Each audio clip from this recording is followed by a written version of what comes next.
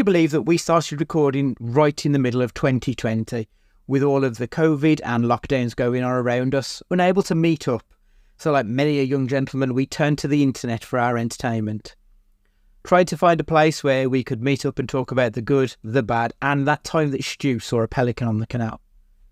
In order to facilitate our dreams of answering all of the big questions in film, and after a few attempts at recording via other methods to various levels of success, we found Zencastr, a super easy web-based one-stop shop for recording.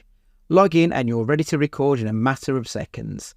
It doesn't take a tech genius to get high quality audio or video. And on top of that, the one time we have had an issue, the fact that the multi-layered backups are stored locally means it's easily fixed all in browser. There are plenty of tools you need when you start podcasting, so let Zencastr take that headache away, as it offers a place to record, edit and distribute all from one website. Any lazy bones Jones can pick up and play and have studio quality audio or 4K video put out for the world to see when using Zencastr. Go to zencastr.com/pricing and use our code CAGEFIGHTING and you'll get 30% off your first month of any Zencastr paid plan. We want you to have the same easy experiences we do for all our podcasting and content needs. It's time to share your story. And now, hit the music.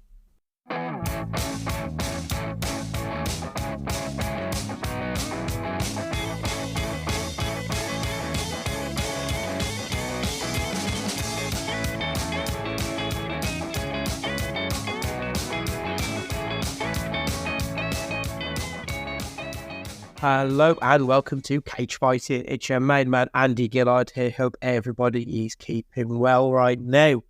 A little bit of housekeeping before we get into this week's podcast. Next week, myself and Stu will be talking about the two Nick Cage horror films that have recently been released. We'll be talking about Arcadian and Longlegs. So make sure you've checked those out and then join us next week. I'll pass myself over to myself, Stu, and Ash will be picking up looking at November and December's offerings of this year. So moving into November, so we've got Christmas in our sights, and what better way to start November than Paddington in Peru?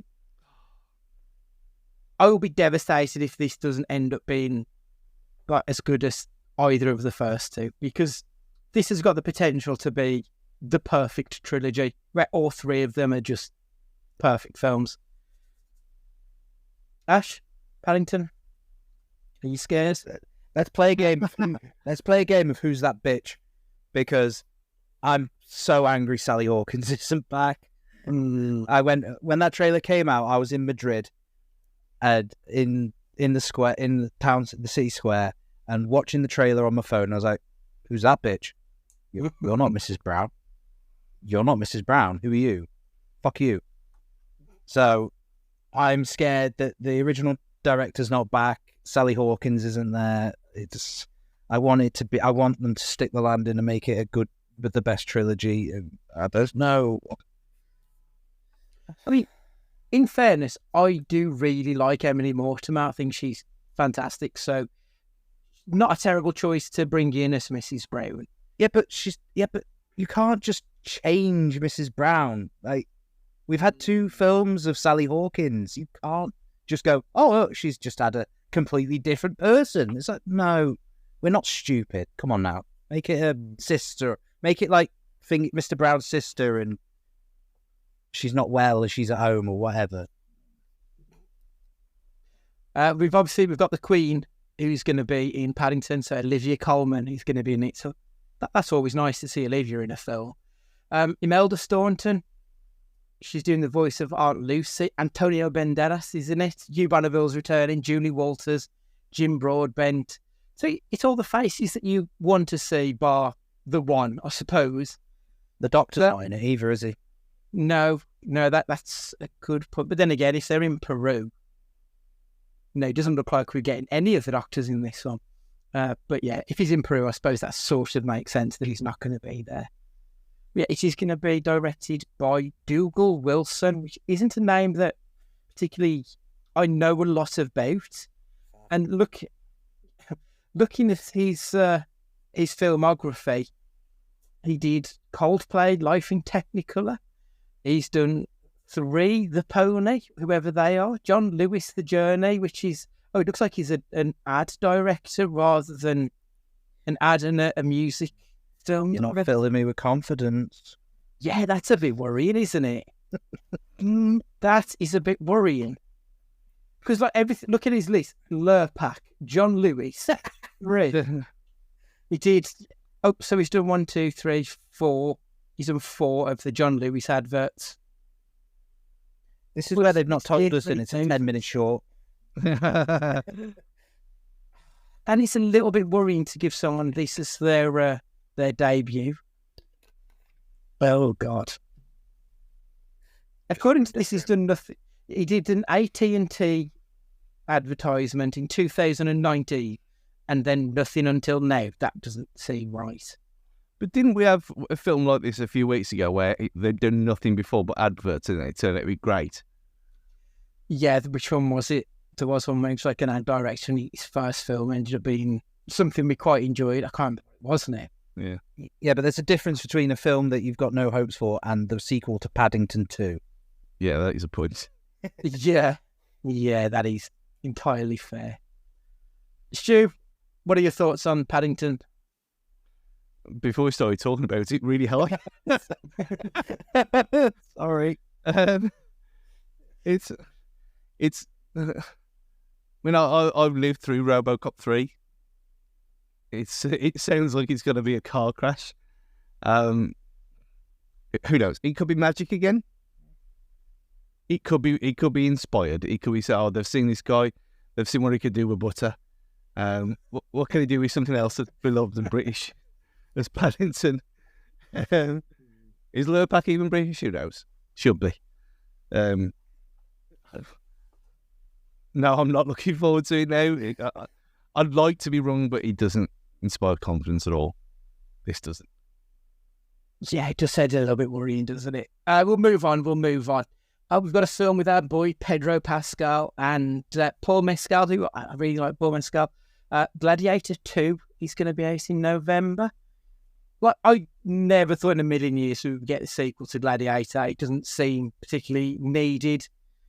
And obviously, spoiler, but he dies at the end of it, so it's not going to be the same. So it does seem a bit weird that it's Gladiator 2 rather than just something else from that world. Joseph Quinn is also going to be in it, who was Eddie in Stranger Things, who rising a wave of popularity still at this moment. Connie Nielsen, Derek Jacobi, decent cast on this one. Denzel's in it as well. So Gladiator 2, I'm kind of looking forward to this one. The first film was one I put off watching for years because everyone told me how good it was. I thought there's no way it'll live up to the hype, but then I watched it and actually it is really good. So I am looking forward to this one. Stu? Mm-hmm. Yeah, same. I watched it because there were the talks of, there's someone in this film that filmed every scene he was in and pissed and had to digitally alter him all this stuff. Did that even turn out to be true in the end? Who knows? But I love the first one. I think it is one of them films that, because it's so long as well, people, especially back then, it wasn't the Schindler's List situation where everyone just said it because it was cool. Mm.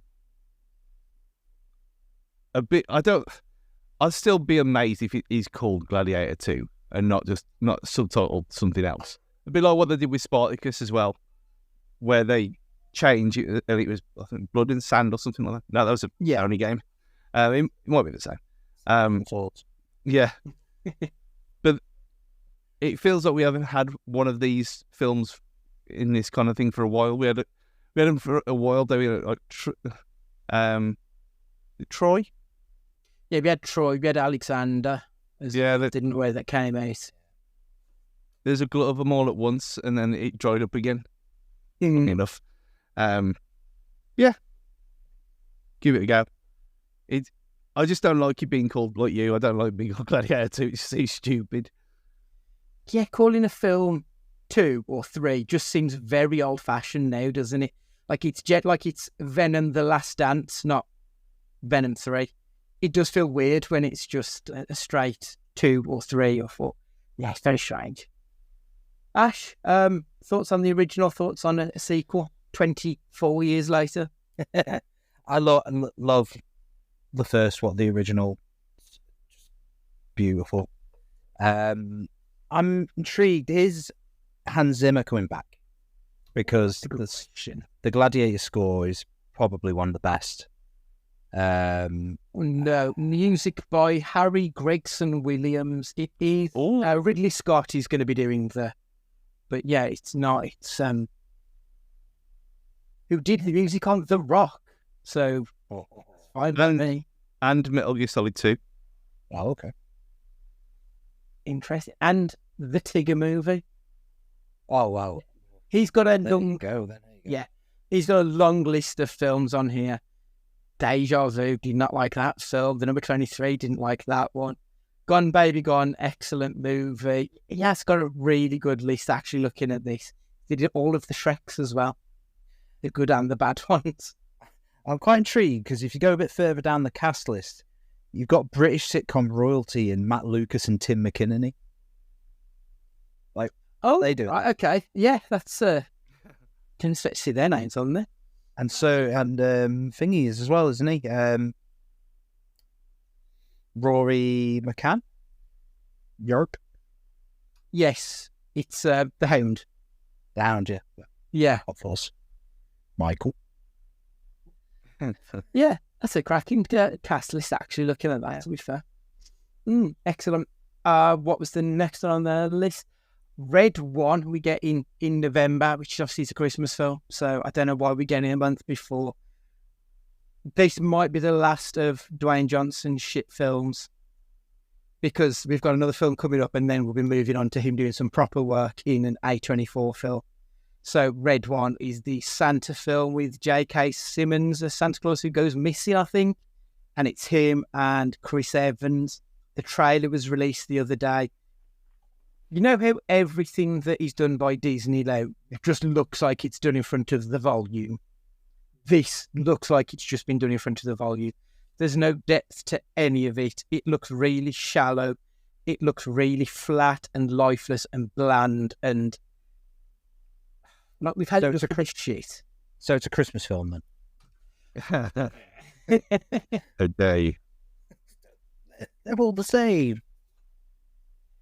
It does not look good, this one at all. The cast looks solid. Like I said, it's got The Rock, Chris Evans, Keenan Shipka, J.K. Simmons, Lucy Liu.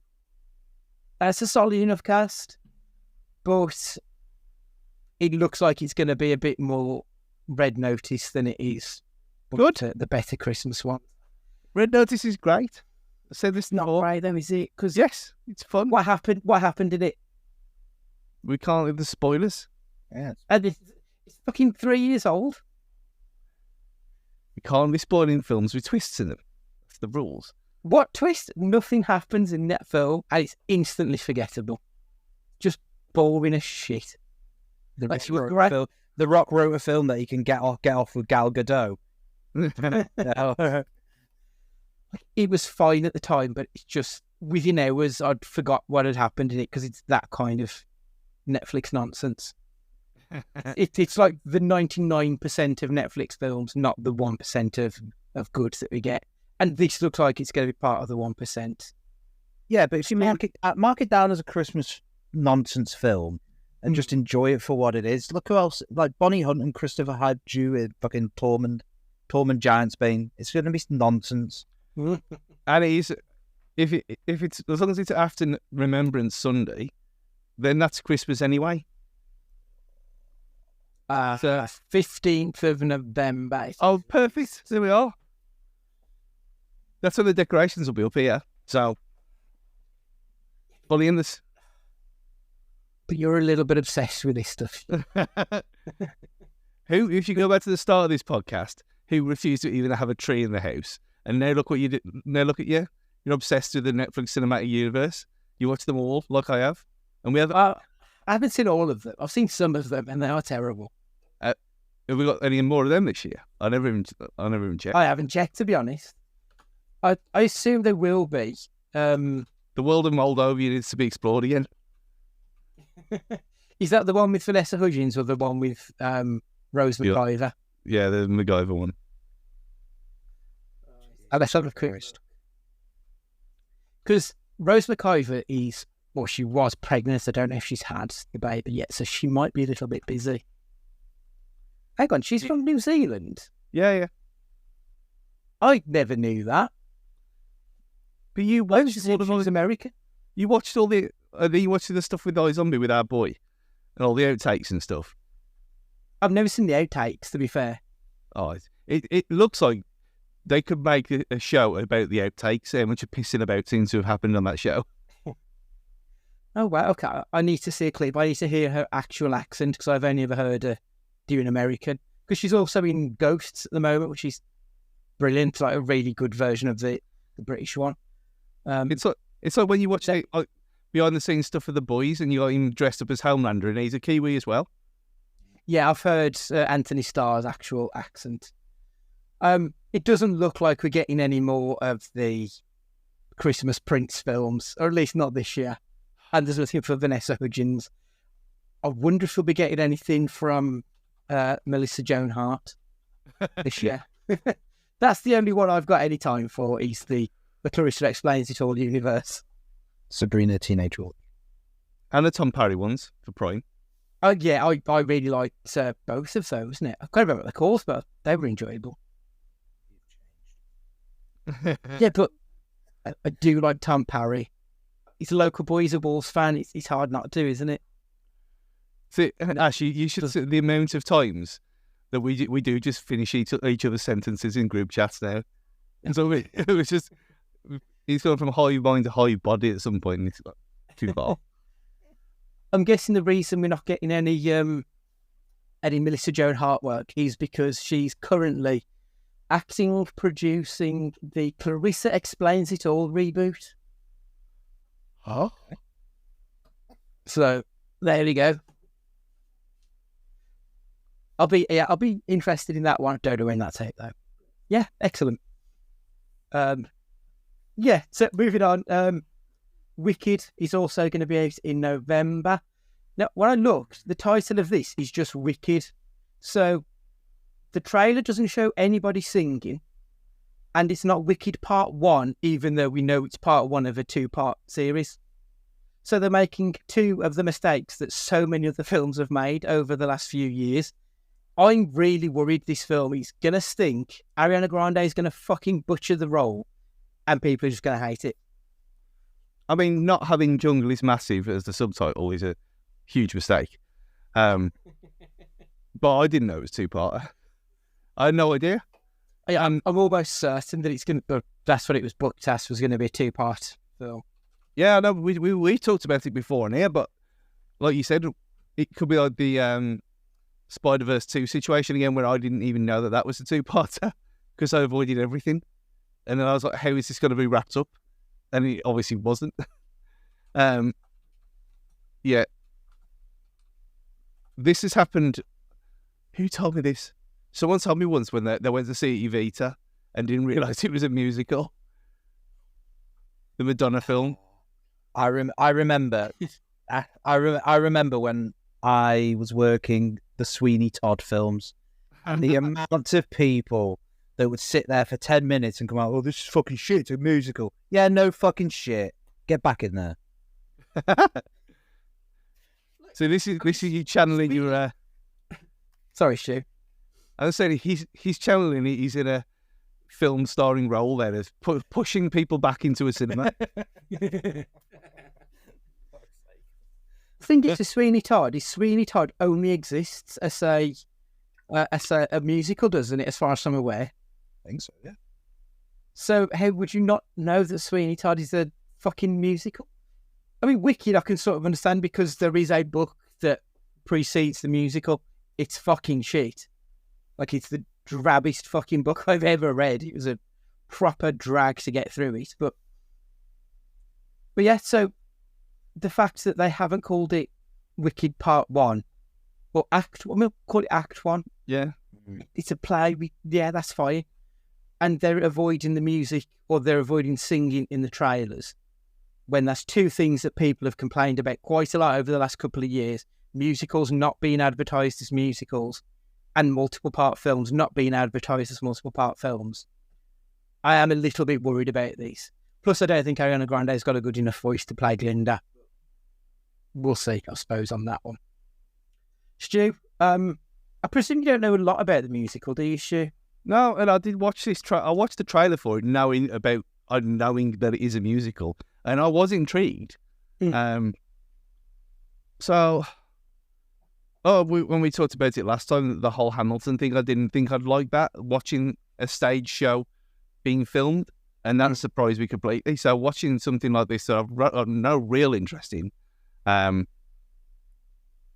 a very camp time of year as well. Why not? Why not? Yeah, but I love the musical. I think I've seen it 4 times. I've seen this more than I've seen any other musical. It's great fun. So it's a prequel to The Wizard of Oz. You find out how the Wicked Witch becomes the Wicked Witch. I am apprehensive because I like the musical so much that I'm not going to like the film. Ash, where do you sit on this one? I've seen Wicked twice. I'm looking forward to it. I think this is going to be one of their fucking jewels of the crowns. I don't think they're going to let it be shit. It looked quite wonkerish to me, in a sense. I think it's going to be big set pieces and stuff like that. I'm intrigued to see how they do it compared to the musical, and compared to the play of where they end it, because obviously the big part is going to be defying gravity. And that's going to be the big where we're sitting on it, and it'll probably be where we define it as if it's going to be good or not. But because if I remember rightly, doesn't the first act end with defying gravity? It does, yeah. So do we end the film with a big song set piece? Is that going to end well? I don't know. I'm quite intrigued by that. I think they have to because of how the second act starts and goes off in a different direction. It is a natural end point to it. So it wouldn't make sense to go beyond Defying Gravity. And I think you've got to put Defying Gravity in the first one because that's the hook. That's the song that everyone knows.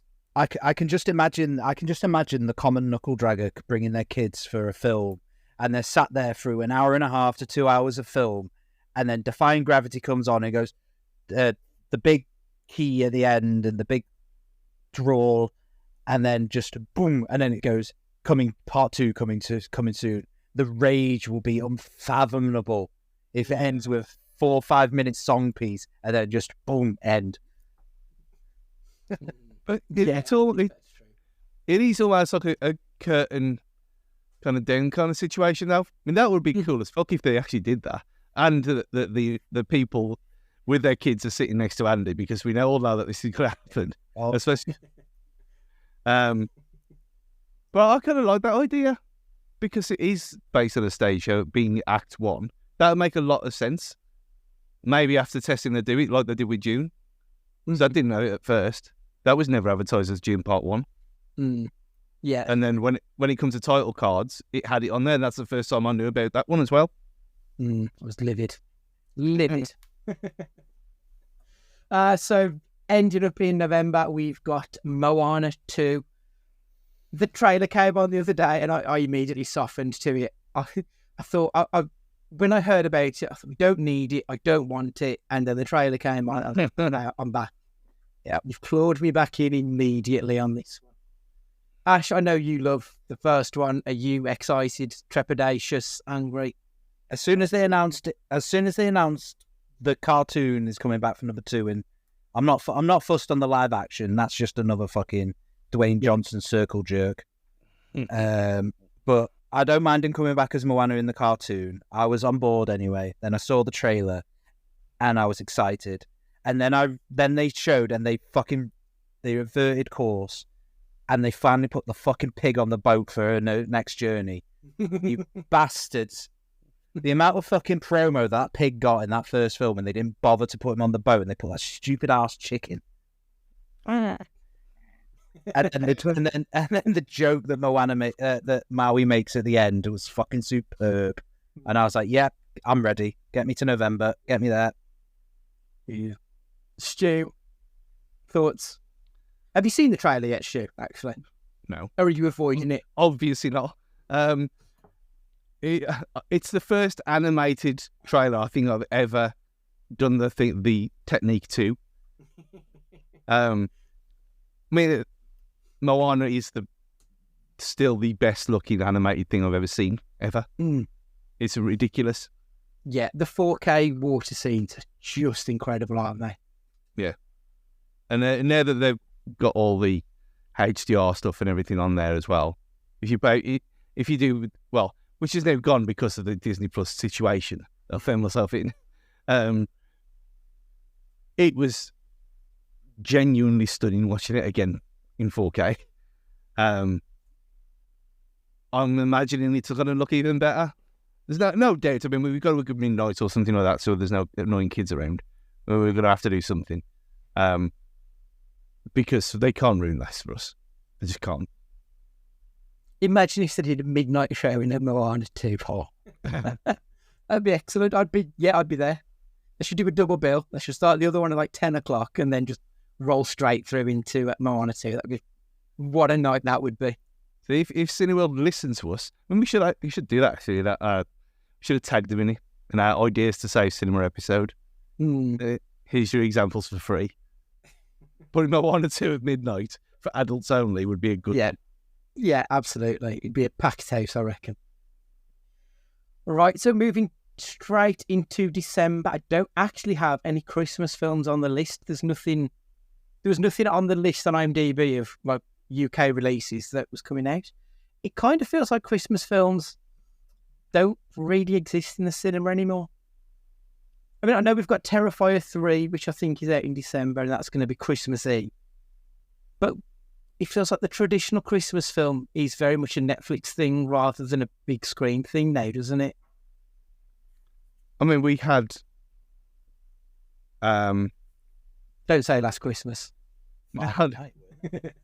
Silent... Yeah, so Violent Night was 2 years ago now. Yeah, it was 2 years.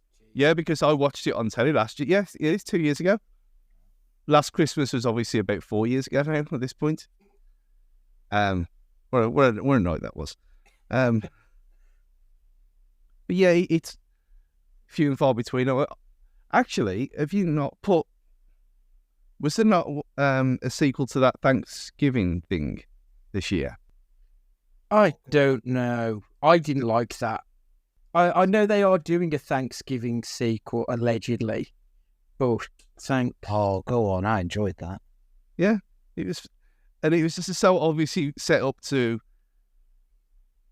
be a whole new thing because of in development, so it's probably not going to be. Eli Roth, isn't it? Yeah. 2025 release. Oh, so we're going to go from the Downton Abbey 3 to Thanksgiving 2 in the space of 2 months. What a time to be alive. Have you watched Downton Abbey, Andy? Absolutely not. Joking aside, I think you'd actually really like it. Honestly, not even a piss take. I think you'd genuinely enjoy it because it's as camp as anything. And it is. I was exactly the same. I never had any intention of watching it. And then they mentioned it on Sacred Civils all the time. They mentioned it on Knockback and all kinds of other podcasts and stuff like this. And it was just one of them. I thought, okay, fine. I'll give in. I'll watch it. And this is going to be like Where the Heart Is and all kind of usual Sunday bollocks that's a used to suffer through. Heartbeat was the good one. But it's actually really entertaining in a very camp ITV way. Are you a Hugh Bonneville? I do like Hugh Bonneville, but I also hate TV shows with rich cunts on them, so... But they do kind of... It's not really about them. It's kind of... It's supposed to be half and half, but they're not evil rich cunts either. Well, some of them are, but it's not really about them. It's about the ones who've got kind of sympathy and how they grow as people that, yeah, their life has been, like, throwing their weight and money around is kind of dying because the high society's ending, it's dying out. And obviously then you have the war and stuff like that. So it's more of them losing their money and their fortune than anything else. So it's not what you think it is. It's genuinely really good.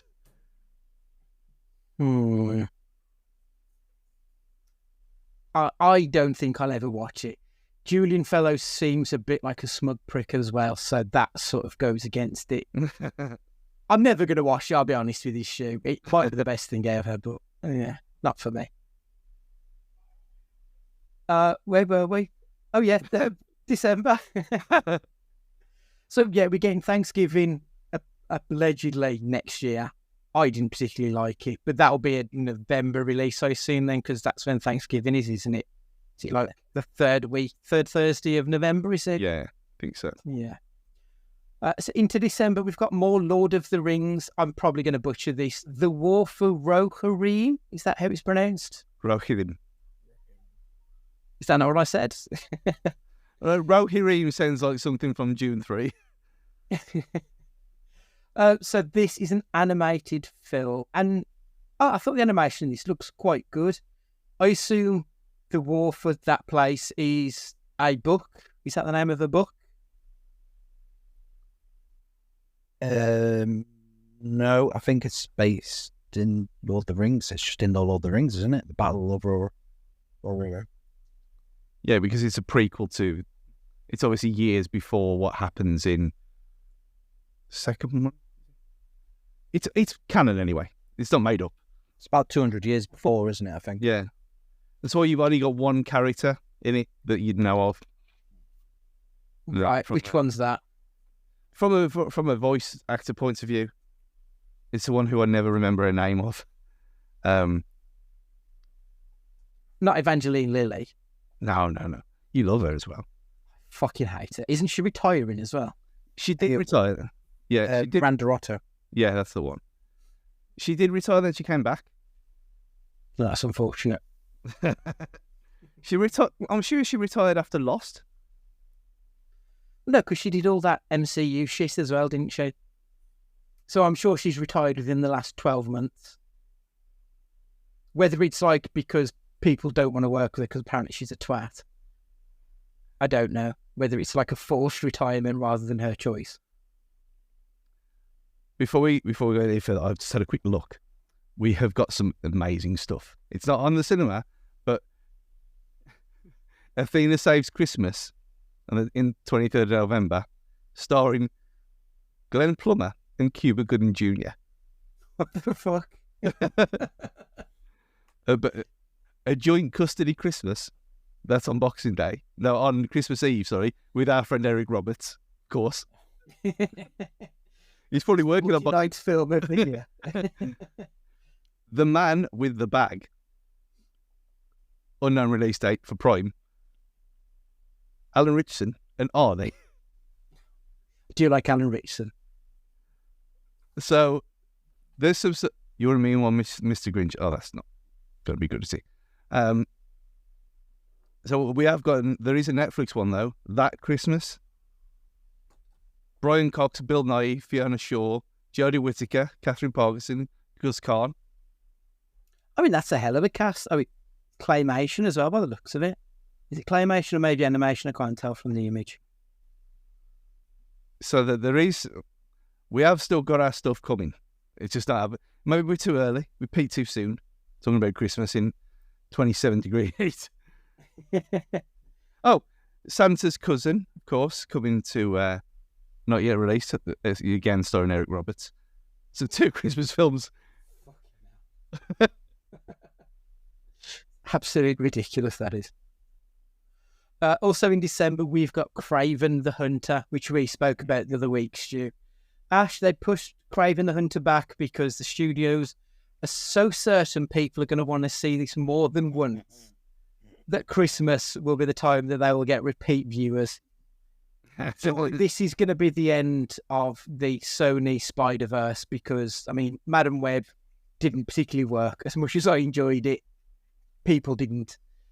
Venom 3 seems to be the jewel in the crown of the Sony-verse. And we're going to be getting Russell Crowe doing an accent, which I always do appreciate, but I might be on my own there. Is this going to be the end of it, do you think? Or do you think this is just going to be the start of something new? You have to hope so, don't you? Like, Although I don't know if it depends. If they want to be serious about it, then we're in trouble. But if they've come to terms and gone, right, we know where we stand, and we're going to go down the Madam Web route, we could be in for some more fun. If they go down the route of we're going to do intentionally shit films, long may it continue. Yeah. Because Spidey's got some noncy fucking bad guys that they could just do some fucking fun with. It's true. Like, there are plenty of dumb as shit characters that they could do films with. The problem is these films cost the studios over $100 million each time, and they're not getting their money's worth, because if they're spending, say, 120, they need 200 to break even. And they're not getting 200. Well, we're on what, the 5th Sony villain verse film? And they we've had 3 Venoms, we've had Morbius, Madam Web, and this will be the 6th one, will be Craven. Ain't stopped yet, and I'm pretty sure they ain't making their money on them. So can they? Is this one of these things like you had with Fox and Fantastic Four, though, where they have to release a certain amount, and the license goes back? Potentially. I'm not entirely sure because of the Spider-Man being loaned to the MCU from Sony. I'm not 100% sure on how it works. But usually there's like a clause in these contracts that you can't, it's like a non-disparagement clause. You can't do something shit with these characters or we'll just take them back. Yeah. And they've done quite a lot of shit with these characters. So, like, I think if Marvel wanted them, they could probably do that. And it does feel like Sony would probably make more money if they just said, well, we'll re-license it back to you, even though you own it. But I think that might be their best bet with it, because at least the Spider-Man films were making money. Nothing else was within that particular leg of the Marvel characterverse. So I don't know. It does seem an odd one, and they just want to hit, don't they? I think Sony. They just want something that's going to make all their pain worthwhile. But it's been a long time since we had a good film from Sony in the Spider-Man world, live action. Like the Spider-Verse stuff, 2 excellent films, but Spider-Man 2 was a long time ago now, and we've had nothing good since. Madam Web has now grossed over 100 million. And I bet that cost a fair chunk. I bet that cost about 80. I bet they said it cost 80, but I bet there was more, because it did get pushed back as well. Yeah, it said 80 estimated. That was closer to 100. Opening weekend 15. Awful, isn't it? I mean, it wasn't a great time of year. Madam Web isn't even one of the better known. Like, she's not even like a third-rate character in the Spider-Man world. She's like 4th or 5th. She's nothing. So the fact that they got 15 is probably decent, but yeah, it didn't work out well really there at all. We've got another sequel, or actually this is probably going to be a prequel. Mufasa, The Lion King.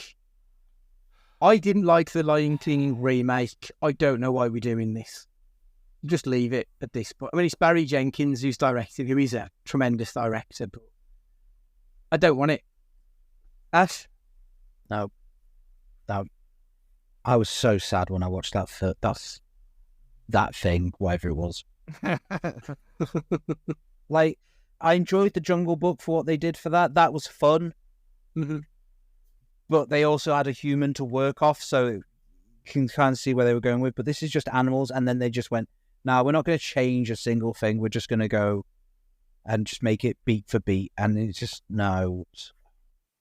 From having fucking Beyonce bossing her ass around and fucking trying to take over everything.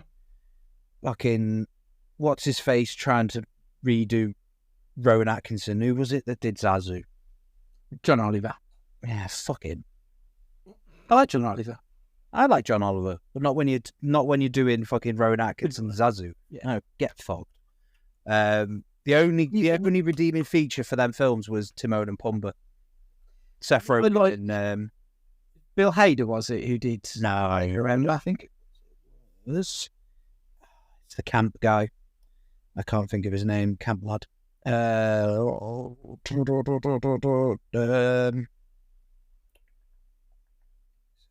Eichner. Oh, yeah, okay. I like both of them, but I didn't particularly like their interpretations of the characters. I didn't like anything about that film. It's not a live-action film. It's just a CG animated film. So they're trying to make everything live-action. That had been better off doing a version of the stage play with the humans. Like it, I just don't know what the point was in it. And I'm really don't know what the point is in doing a fucking sequel to it.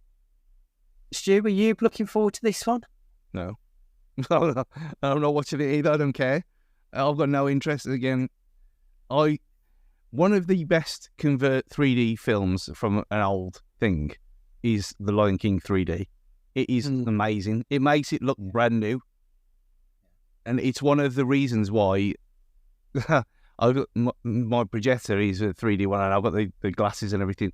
Obviously, I'm not watching it every week, but it's a other than watching old MCU films, aren't they? In 3D, when it works, it works. The Lion King 3D is one of the best films I've ever seen. There's no need to do what they did to it. I know that this whole thing, I mean, it obviously, how much money did it make? Lion King 2019, let's have a look. If you look at it, you think, yeah, technically it looks really clever, but does it need to look really clever, or does it just need to be entertaining? Well, if you look shot by shot at the when Mufasa gets trampled and Simba's crying by his side, you look shot by shot at the fucking cartoon and then the abomination. There's nothing between the eyes. No, it's just a fucking robotic lion. It's fuck off. Well, here's your reason: a budget of $260 million, a worldwide gross of $1.6 billion. So there's your answer. Yeah. All of these, I say all of them, the vast majority of the live-action versions of the animated films have done pretty damn well. But it's living off the past of, it was the animated Snow White, and now it's a live-action Snow White, so it'll do well.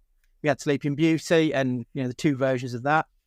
Have you had Cinderella? I don't even know, but those kind of films, they will live off the past, so they will drag in that kind of money. But artistically, there's nothing there.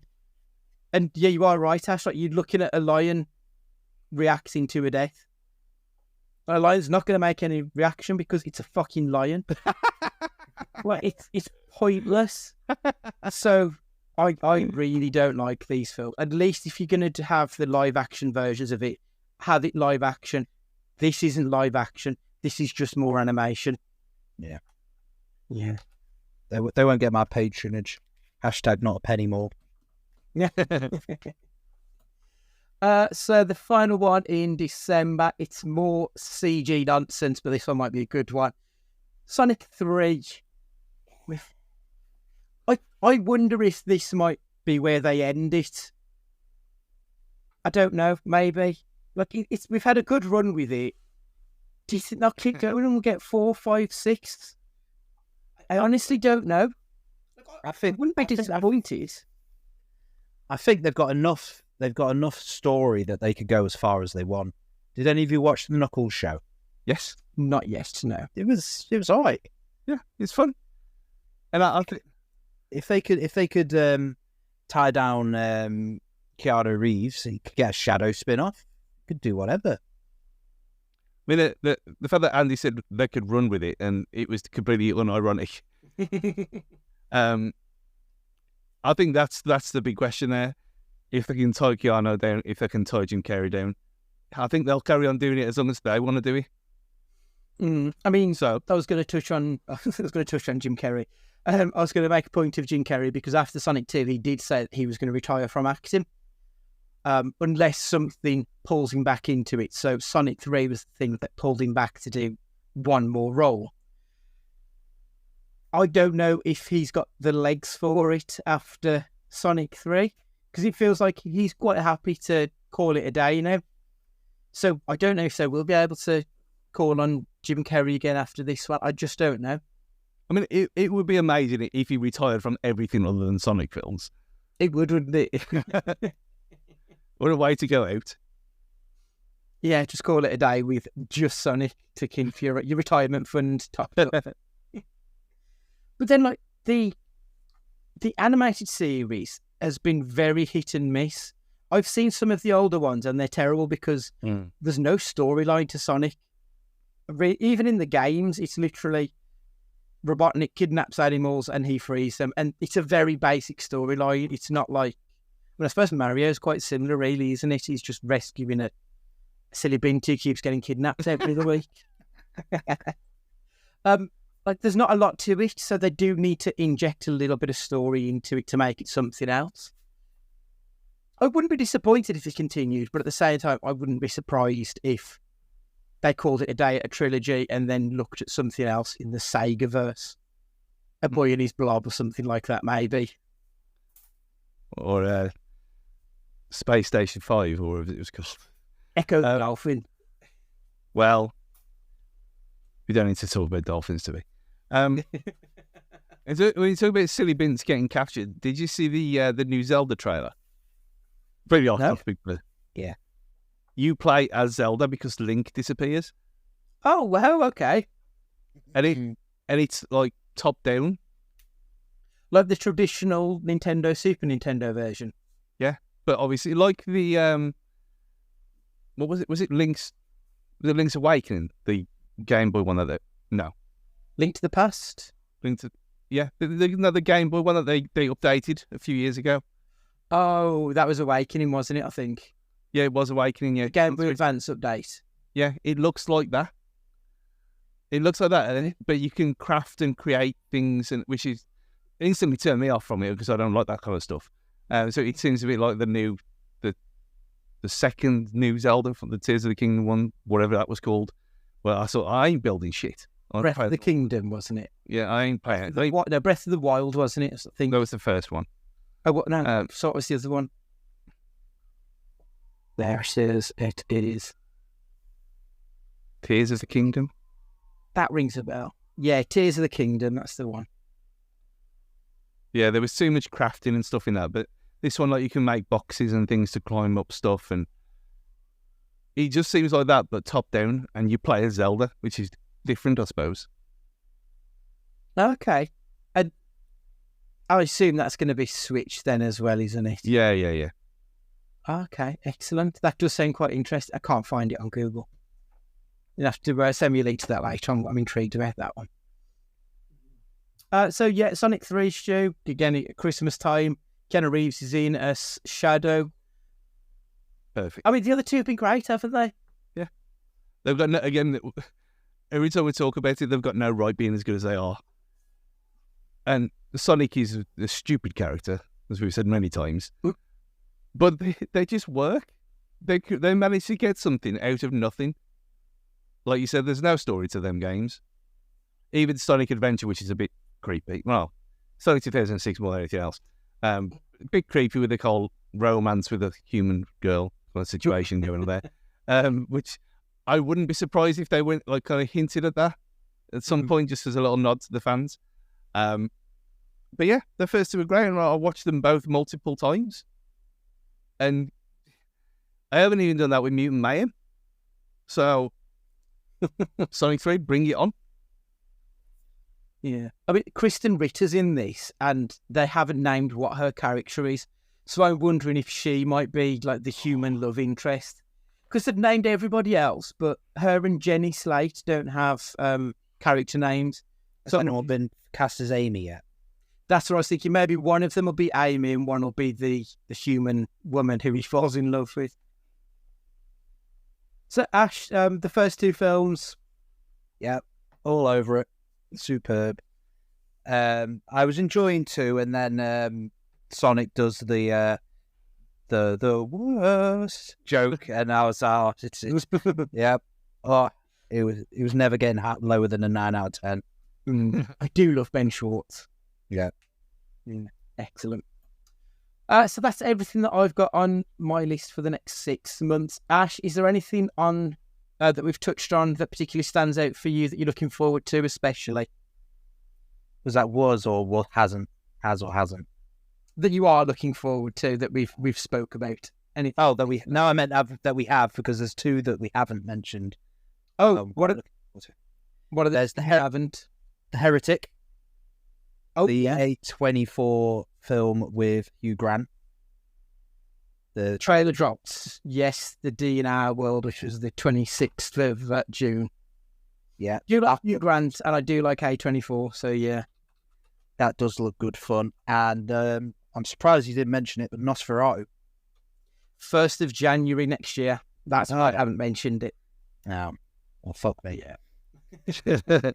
Yeah, I thought he was earlier than that, but whether or not it's released earlier in the States and we're getting it 1st of Jan, I don't know. But yeah, that's why it's not on the list, unfortunately. Stu, what are you looking forward to most of all in the next 6 months? Then it was Saw 11. If I'm looking down at that thing when I talked about the Cineworld's card situation and is it worth it anymore, and pretty much everything on this list I want to see. But take the Cage one out and take Max in it. It's Twisters. I don't know why, but I can't fucking wait. I love a disaster film. Yeah, I've got low-key hopes for that one. I really have. I think for me, the one I'm most looking forward to. Do you like a good horror? Like that Speak No Evil with James McAvoy. If we're going to get some evil McAvoy, I'm all there. I'm all in on that. So I am looking forward to that one. But also there's that Kate Winslet one, Lee. I do like Kate Winslet. And when she's on her game and she's going for an Oscar, she's the best. So I'm hoping we're going to get that. Yeah, a couple low-key films in there, but those two for me probably stand out the most, personally. And obviously Moana 2, that'll be, midnight show in Cineworld. Do it. You know, I'm kind of shocked that we've now got Dante's Peak 2.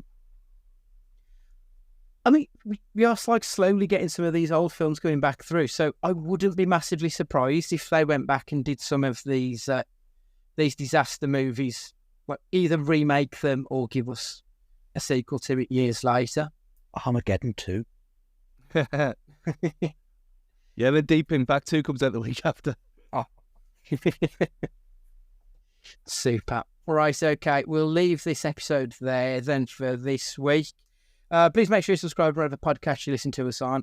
And if you could leave us a 5-star review, that would be very much appreciated. Make sure you've got us on the socials at CageFightingPod and CageFightingPod@gmail.com for any of your questions and whatnot. And for this week, Stu, would you like to say goodbye? Goodbye, everyone. Enjoy the weather. Ash, would you like to say goodbye? Ta-da, the beat. And it's goodbye from me. And remember, be excellent to each other.